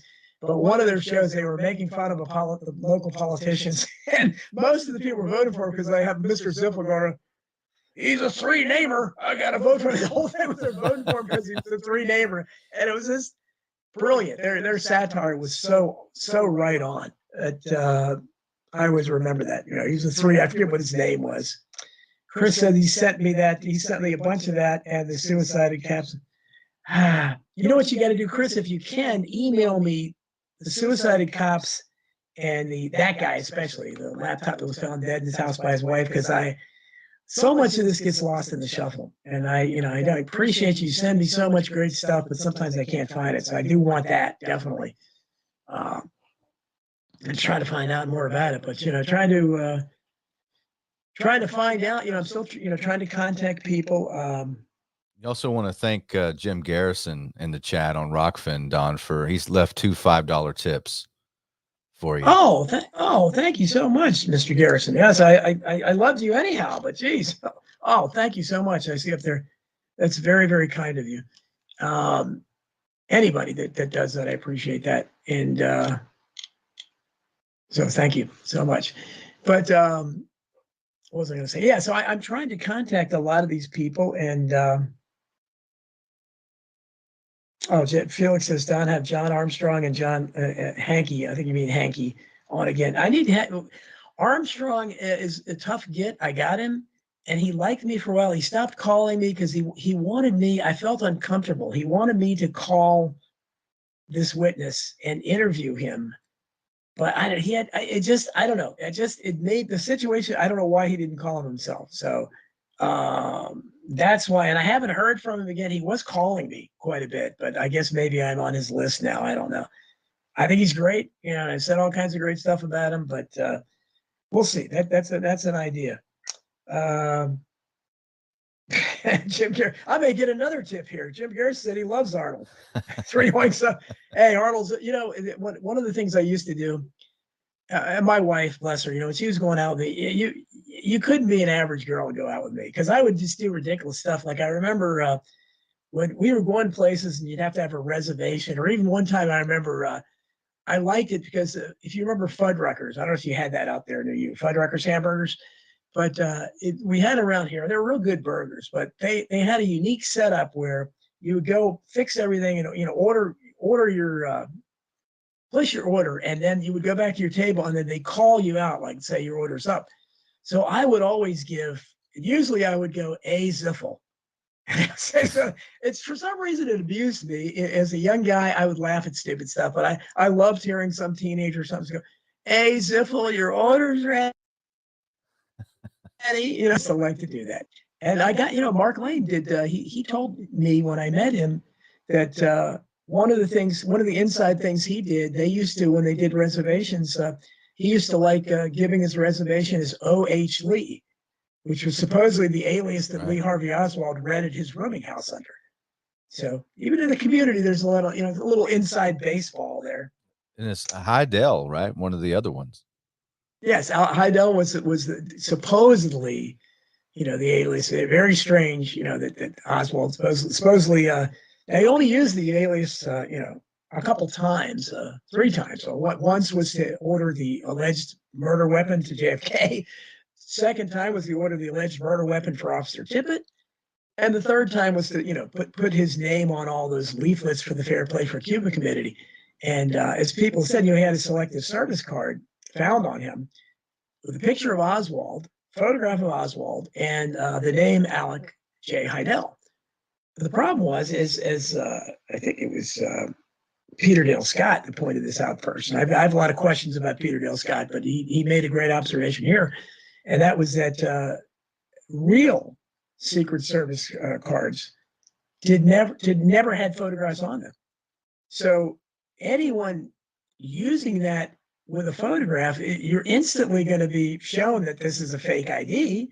So the only purpose that could have served would be to associate Oswald's picture with the name Heidel. So I don't think there's any question. I don't know what the story was behind that, because you also had somebody in the Marines that was named Heindel, who supposedly they said his nickname, people called him Heidel. I don't know, was there a connection there? I don't know. So much strange stuff about Oswald. Oh, we have, I recognize that. Omar Busy. Thank you so much. Good evening from the UK, Mr. Jefferson. Thank you so much, man. Listening all the way from the UK. And Jim Garrison says Mark Lane was a great man. Yes, he was. And he was my, idol. I tried to form my own political stances largely on his, because he was a civil libertarian. And, he was a Jew that represented Liberty Lobby in a case where they were being sued by a victim of, someone that was, I think his family died in the Holocaust or something. Of course, the Spotlight published lots of historical revisionism doubting the Holocaust, but Lane was right there to defend him because he was a civil libertarian. So he's definitely my hero. Oliver Stone named the patsy of the aborted Miami assassination attempt the Cuban exile sniper. Yeah. They had patsies all over the place. They were, they had the Miami possibility, they had the Chicago, obviously, and they did it in Dallas. But lots of stuff out there. I'll have lots more JFK stuff. And I don't know if I told you this, Tony, but I got to talk to Ted Kennedy's wife, ex-wife, Joan Kennedy. No. She's one of the people I got through to, but I got to talk to her about a minute. So I actually got through, and it was typical, because 90-some% of these numbers that people like Chris find for me, and wind up being disconnected when you call them. They just, take that for what it is. Coincidence? I don't know. People don't want to talk. Sometimes you get through and you leave a message on the answer machine. Nobody ever calls you back. Once in a while, like I got through to Timothy McVeigh's dad. He answered the phone. Wouldn't talk. I just said, who are you? How'd you get my number? And, he wouldn't talk. So, but I got through a housekeeper that spoke very little English for Joan Kennedy, finally got to her and had about a minute. She just kept saying, I can't hear you. What? I can't hear you. And that was pretty much the conversation. So, were you going to talk to her about Chappaquiddick or the 1980 election? Well, I wanted to, I was going to see where it went, because she hadn't talked and I think she wanted to talk, but I don't know what was the problem. Why? And the only person I had there to navigate with was this housekeeper or nanny, whatever she was, that really was very challenged. And so, because she kept telling me to call, I couldn't even understand what she was saying. Call some kind of app or something. I said, what? She knows how to use an app, so it made no sense. But I can put that in my book that I did touch base with them. At least it's something. Yes, Chris says that McVeigh used the alias Bob Kling. Yes, and I'm writing more about OKC, and that's another one I had. Okay, let's see. Felix says, your last interview with Joan Mellon, she seemed not to care about JFK research anymore. Yeah, Joan is kind of that way. My show Wednesday, I had Laura Rubin on, who was very interesting. She was part of Andy Warhol's crowd back in the day, and she likes my work, and it's amazing, pretty amazing to me. And she, she was talking about sitting down and having dinner with Jack Nicholson. She has all these great, contacts. And but Chuck Ocelli, the producer of my Wednesday show, his house was hit by lightning during the show. So I hate to laugh, but nobody was hurt. And so that was an aborted show. So we'll have her on next week. But I bring her up because she reminded me, her voice is so similar to Joan Mellon's, kind of this, older New York, Brooklyn accent, kind of grumpy, but very nice, but grumpy, and she took a while to get warmed up there too. But Joan, yeah, sometimes Joan will say, Bob Wilson knows her really well. And sometimes she will say, like, she'll ask you, like, she wonders why you want to know something about the JFK assassination. Well, come on, we've been talking about this for years. Omar Busy says, maximum love to Tony and Billy Ray. And I hope you're giving me maximum love too, right? That's very kind. Yeah, back into the left. Jim Garrison says, yes, absolutely. That's loved you on Red Pill, Mr. Jeffrey, sir. Excellent show. Thank you, Omar. I appreciate that. Yeah, Red Pill's, he's one of those people, that was as he told me when we did that interview, Tony, this is how strong Trump's support is. That's why I'm careful about it, because I understand where my audience could be. And I used to tell John Barber that. You're smarter than me, Don. Yeah, well, yeah. Well, he an SDT report before YouTube purged these guys. SDT report had he was getting close to 1 million subscribers, and this was when I used to be on his show. It was second to being on Coast to Coast. It was fantastic for me getting followers and book sales and stuff. Red Pill had about 250,000, almost 300,000 or something subscribers. So I had several of them like that. Sarah Westall, Dustin Nemos. But when we did a show that the OR is talking about recently, it was delayed for almost an hour because Trump was speaking. He had a rally. And he told me, he said, we can start the show, but nobody's going to be here. He said, I'm telling you, I've done that before. He said, we need to wait for, he said, he should stop talking soon. And then, we'll have a big audience. So we kept waiting around and say what you want about all the bad stuff you can say about Trump. Nobody can deny that either he has secret technology or what, but this guy is 75 years old. He's severely overweight. Apparently has one of the world's worst diets. And he has the energy of a teenager. He is incredible because he wouldn't stop talking. I kept saying, when is this guy going to stop? No politician holds rallies like that. Typically, they'll come out and talk briefly. Trump was talking for like almost 3 hours. It's like nonstop. He's It's all like, stocked up uh, on vitamin G for grift. These guys. he must be. So finally, he stopped it, and because Zach from Red Pill 78 told me, look, 90+ % of my audience still believes in Q. So these are the people I'm talking to, but that's the millions of people out there. They're searching for hope.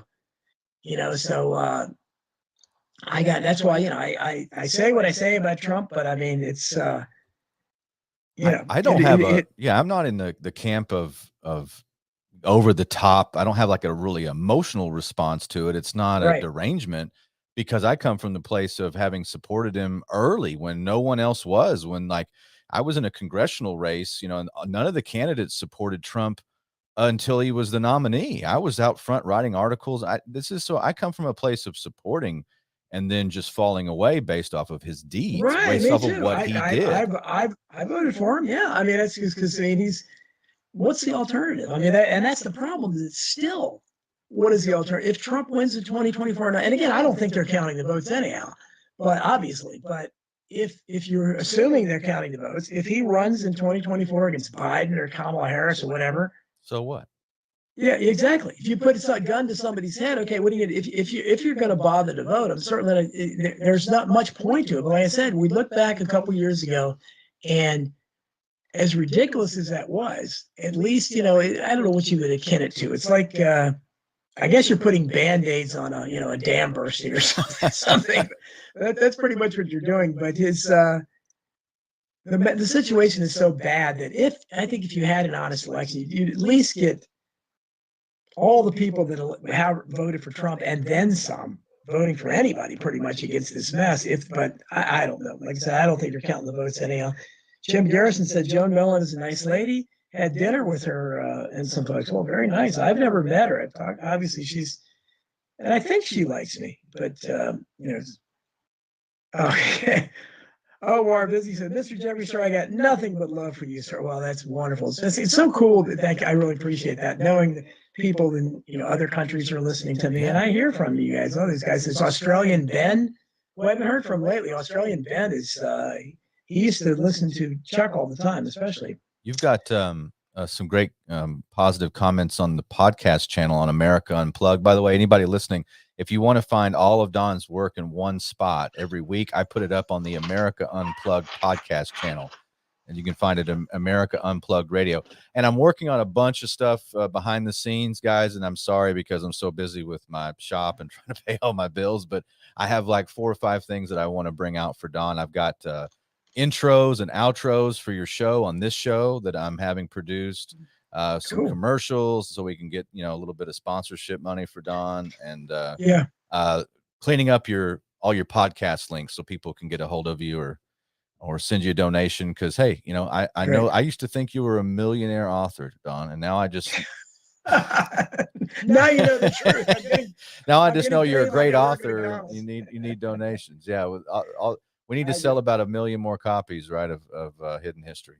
Oh God, it just would, I would have to make any money on it, but because I sold Hidden History's probably about 30,000 copies now, which is great book, really, really good in this day and age. But so that's why changed my life. What a great book. I used to just remember I listened to the audio version a bunch of times, and I would Sundays in San Antonio when I would relaunch my radio show back in 2018. We would cook fish tacos on Sunday, and I'd listen to Don Jeffries before I knew Don Jeffries. So this is a lot of fun. That is so cool. I mean, I can't. Sometimes, like I said, it's surrealistic. I mean, the people like I'm becoming really good friends with Nick Mancuso, who I don't know if you've heard of. Yeah, he's an actor. He's been this guy. He was a fan of mine. He loved Hidden History, and he contacted me through this friend of mine on Facebook. And now I was talking to him yesterday, and he lives in Paris. So he's saying, I'm looking up at the Eiffel Tower now, and he sent me a picture of the Eiffel Tower. And like, I can't believe I'm talking to these actors that are texting me from the shadows of the Eiffel Tower, and he wants me to help tell his story and stuff. And he's because he got screwed over in the entertainment business. So he loves On Bar and Fame too. So it's just very cool. you know, see, please do some overtime, gents. Omar says, I have a Cobain murder. Okay, Chris, yeah, I know you, the Cobain stuff. Thank you for wishing me a happy Earth Day on March 5th via Facebook. Fake book, Mr. Jeffrey, sir. Omar said, did I? I didn't even, I don't even know what Earth Day is.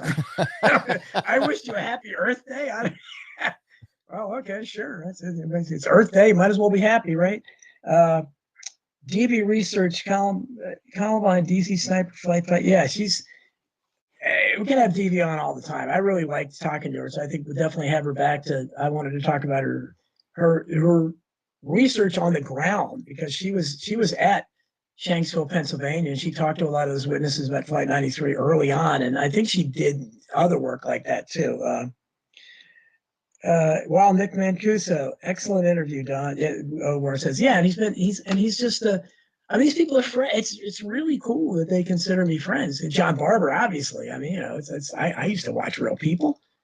Cindy Brady, Susan Olsen. Come on, this is it's a bit surrealistic sometimes. I have to sit there and think about it. So it's very cool. And this, I said, I'm living my dream.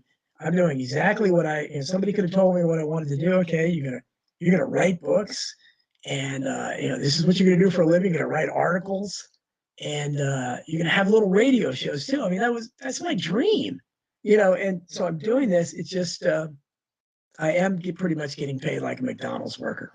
So that's the only problem. It's much better than working at McDonald's, that's for sure. But Chris, slowly but surely, we're going to monetize you, Don. Slowly but surely, I give you my word, sir. Well, it has started on Substack. And so I'm getting money slowly but surely because I've gotten a lot of subscribers now. I can get close to 1,000 subscribers on Substack, and so a number of them are subscribed but I can't put up a paywall. So I figured, look, I got to be the populist I am. So everything, you go there to Substack, DonaldJeffries.media, and it's I Protest, like the name of the show, the name of the column, and you can get all my material for free. You can read everything I write for free, but the pay option's there. So if you want to, support me that way, very much appreciated. And maybe you can help me too. I'm trying on my blog too, because I have a lot of people on my blog. I think they kind of resent the fact I just went over to Substack. I don't write as much on my blog now, but if I can figure out a way to put a PayPal button on my blog, again, so people can just, donate that way if they want. What I need to do, Don, is just, guys, remind me in the chat every time you see me, if you can. I need to just get Don a website published. I can do that for you, and just publish a website with your links on there, and that way the blog can go link to there too. Anyway, I'll work on it, and because that's something that needed to happen a while ago. I bought the domain so people could find your stuff a little easier. But we got to get it consolidated because people want to help. I mean, you get wonderful content, and so it's well researched and it's thoughtful. And I don't know how I ended up with being able to do a show with you and Billy. I'm surrounded by people who aren't grifters. Like we're smart enough, folks. We could make a lot of money doing this. Like if we believe total BS, like I could sell that all day long if I had no soul. Well, I need some Donald Trump in me, because I'd be making a fortune at this if I could figure out that, because he certainly somehow manages to do it. That's what you take a truth and you cover it in bullshit, right? And then you sell it for $19.95, and that's a package it on late night infomercials. Exactly, yeah. That's you can say, well, 2 weeks from now, I'm going to put my new book. I keep threatening to put a new book out, but never doing it. 2 weeks, I'm going to do that. Chris remembers. Yes, Chris, I remember you calling me he called me at night from the grassy knoll when he was passing through. That was pretty cool. OR says Earth Day is birthday. Yeah, that's what I figured. Okay. Chris says he's working on the Wikipedia end of things. Just I do. You get to the point where you get it. Obviously an ego, and it does bother me a little bit that I don't have a Wikipedia page, especially because I've had a Wikipedia page for the Unreals for years. And that's like my least read book. And I don't understand why that's there. And yet there's nothing about all my other books or anything else about me. And so Chris is working on that. I had a guy a while back who, what was the guy's name? Spencer. And that's how I met Ella. who also has disappeared now, who was doing a show with. I hope she's okay. I don't know. She hasn't answered my last several texts. I haven't talked to her for a while, but I met Ella through Spencer. This guy was a super fan. My first fan, this guy that I could say was my fan. He was calling me from Paris, and he said he was targeting an individual, but he said, Hidden History is the second greatest book ever written. I said, okay, what's the first? Jim Morris, Rule by Secrecy. I said, okay, I'm happy to be number 2 on that. But he was supposed to start a Wikipedia page for me, and he just vanished. I hope they didn't get him, but he stopped contacting me. I haven't heard from him for a couple of years, and he was always saying he was targeted and people were after him. That's why he was going to different parts of the world. I think he was in Thailand for a while or something, and I don't know. Spencer, if you're out there, I hope you're okay, buddy, but I do appreciate your support. Donald O.R. says, Donald, Tony, Billy, Grifters. Yeah. And I don't think I have it in me. I don't know. I can't. It's probably why my career in real estate wasn't better than what it would be, because I don't have closing skills. They say you got to have closing skills, and I would get ABC. Coffee's for closers, Don. Coffee's for closers. Yeah, that's right. That's right. That was Trump, right? That was Alec Baldwin. Alec Baldwin. Okay, yeah. Okay, that's right. Yeah. And that's I could never understand real estate. And I saw the people that were successful. So many of these realtors, they were such assholes. They were horrible people, bullies. And I kept saying, but I saw they would bully their clients, and I just can't do that. I can't do it either.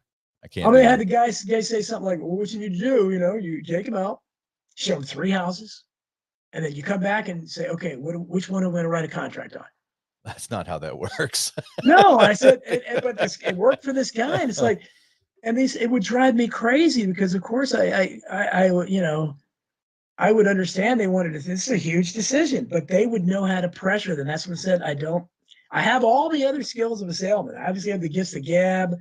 I know how to schmooze with people. I know how to talk things up, but man, going in for that kill, I couldn't close things, and still have my real estate license, but I had mine for 15 years. People call me to buy gold and silver, and I think a lot of times it's a small percentage, but I think a small percentage want me to hard sell. Like they want me to do it. And I'm like, no, this is what it costs. It's what it is. If you want, I'm happy to help, and I can ship it to you, or you can pick it up. And it's like, they're kind of, well, I want to know what, and they really, and I think it's a small, most people though, they like to buy, but they don't want to be sold. I read that a long time ago. I don't think you or I have that in us to be the hard sell guy. Yeah, I think that's what it is. And I don't know. I don't have a part of me, even though, when you talk a lot like I do and you're outgoing, that's part of it, a component of, but you have to be able to go in for the kill. And I can't do it, because I couldn't live with myself if I guess if somebody regretted it, and I don't know. But it is what it is. But I still would happy to be, if you're in my area, I'd still be happy to be your realtor. I still have my license.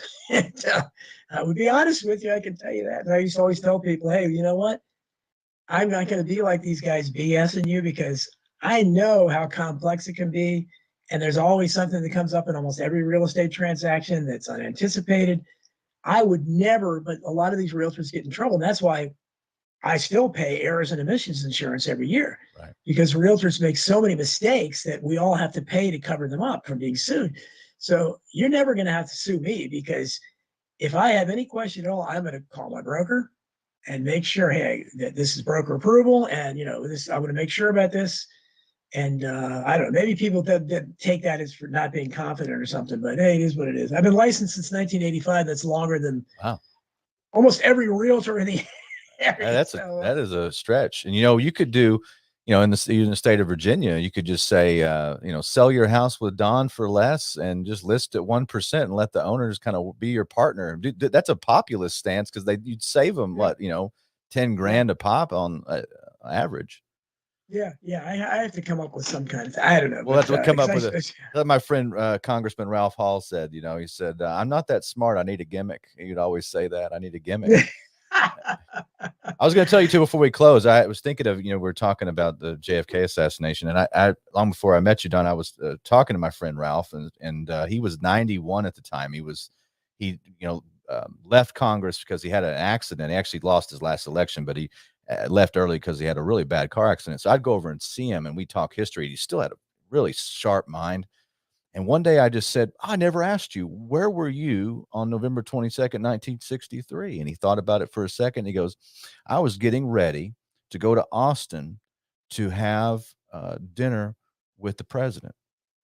And because he was friends with John Connally, and they were friends, obviously, with LBJ.